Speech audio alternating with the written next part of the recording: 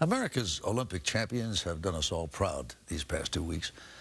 Time now to honor another Olympian, a competitor from the past, who later went to war and set records for heroism and forgiveness that endure to this day.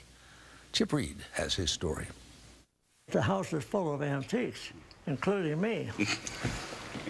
So what else do you have here? This is a Japanese copy of the samurai sword that they decapitate you with. 95-year-old Louie Zamperini's home is too little to hold memories of a life so large. There are the trophies honoring his athletic accomplishments. Well, these are the 5 torches I carried. So these 5 torches you carried in 5 different Olympic ceremonies. Right. And then there are the souvenirs from the prison camps where he spent 2 years of his life. This is the fork I used. It's a bamboo fork. An old belt buckle he still wears. I'm surprised the Japanese didn't take it away from me because they were short of brass. But Louie Zamperini's story was pretty much ancient history. An elderly man waving in a parade. Until a best-selling book reminded the world of his harrowing tale. His first fame came when he was just a teenager. In 1936, he made the U.S. Olympic team. At 19, he was the youngest qualifier in the 5,000 meters. He didn't win, but Louie Zamperini became a household name, a sports hero. A few years later, the nation was at war, and Zamperini was a bombardier in the Army Air Corps. 69 years ago, his B-24 crashed into the Pacific. Our #1 engine, the RPMs dropped. This plane was barely flying with 4 motors, and with 2 gone, it just dropped like a rock. And so we hit the motor nose down. I felt like someone hit me in the forehead with a sledgehammer. The plane was completely blown apart. What happened next was documented in this 1998 story from correspondent Bob Simon. Zamperini spotted a life raft floating rapidly away from the burning waters. He swam to it. 47 days in an inflatable raft. We never prayed before, but on a raft you pray like a foxhole. He fought off sharks.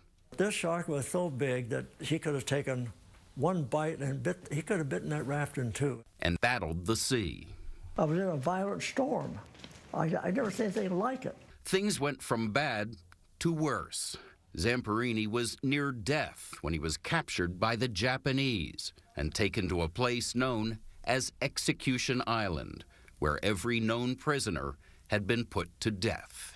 They took great joy in telling us we were going to be executed, you know, and they'd always go through the motion. It got even worse. His fame back home led to hours of torture and beatings at the hands of a sadistic guard nicknamed the Bird. I couldn't bear to look in his eyes. I just couldn't do it. To me, they were that sadistic. When he wasn't being beaten, he was starved, like most of the Americans held by the Japanese. But somehow, he survived.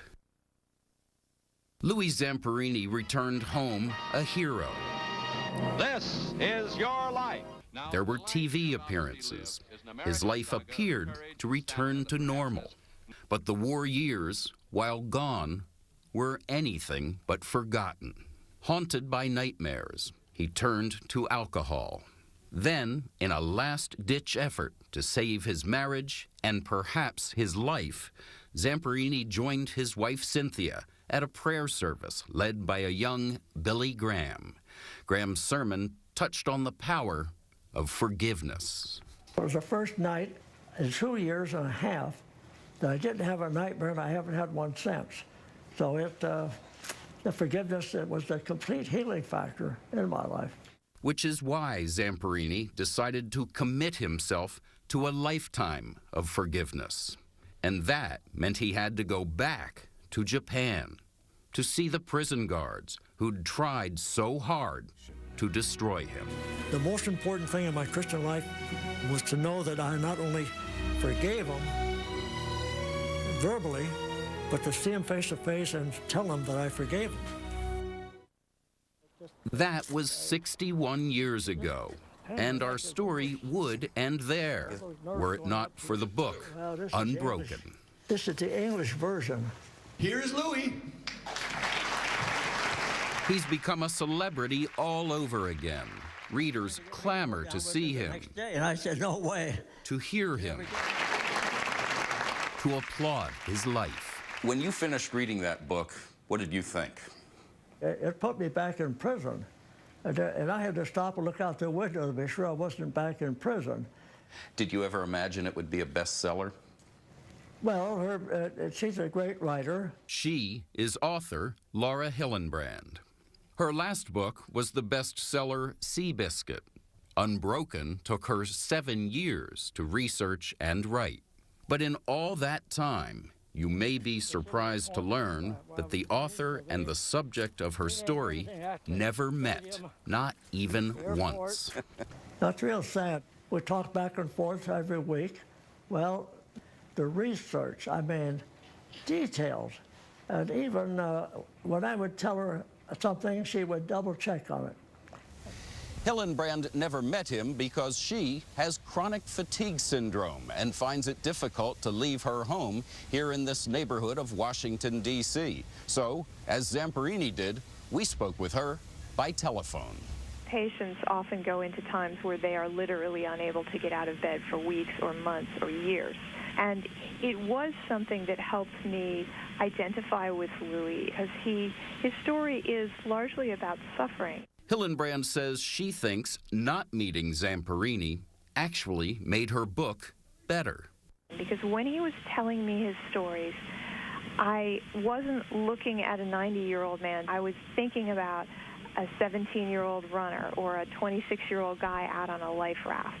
And I was able to visualize it, I think, a lot better because I wasn't in the room with him. I think it enabled me to tell the story more fully that way. But while Hillenbrand came to know nearly everything about Zamperini, he knew almost nothing about her. When the papers printed her story, I couldn't believe it. The only thing I could do, and I felt was proper, I sent her one of my Purple Hearts, and I said, you deserve this more than I do. Why did you feel she deserved it more than... Well, she's been suffering for 30 years. I suffered for a couple of years. So I'd rather suffer intently for a couple of years than to have a long, drawn-out siege like she's going through.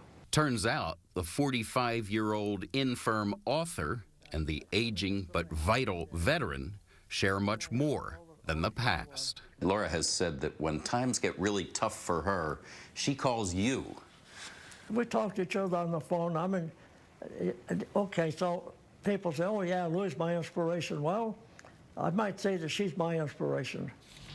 When Hillenbrand first sent Zamperini a copy of her book, she sent along this letter. To have before me an example of someone who has overcome superlative hardships and emerged into a life filled with joy has been deeply inspiring to me at a time when I needed it most. I can't wait for you to read my book. I think you'll love it.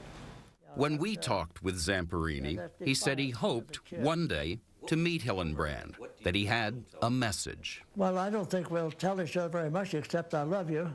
Not long ago, that hope became a reality. While in Washington, he paid a visit to her home. He told me as we were hugging each other and saying goodbye, he said that the book was the crescendo of his life, and he believes he's lived this long so he could see it written and read. And that was the loveliest thing he's ever said to me. As for Louie Zamperini, he has something to share with all his newfound admirers. You forgave your Japanese enemies. Do you think Americans forgive enough? No, I think that's the hardest thing in life, I think, is forgive. Hate is self-destructive. If you hate somebody, you're not hurting the person you hate, you're hurting yourself. And that's a healing. Actually, it's a real healing, forgiveness.